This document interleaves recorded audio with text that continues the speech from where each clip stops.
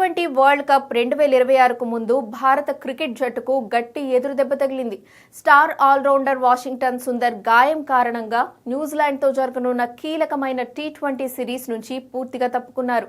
వడోదరలో జరిగిన మొదటి వన్డేలో బౌలింగ్ చేస్తూ సుందర్ ఎడమ పక్కటెముకల వద్ద తీవ్రమైన అసౌకర్యానికి గురయ్యారు. ప్రాథమికంగా ఇది సాధారణ గాయమే అని భావించినప్పటికీ స్కానింగ్ నివేదికల ప్రకారం ఇది కాస్త తీవ్రమైనదిగా తేలడంతో వైద్యులు కనీసం 2 వారాల విశ్రాంతిని సూచించారు.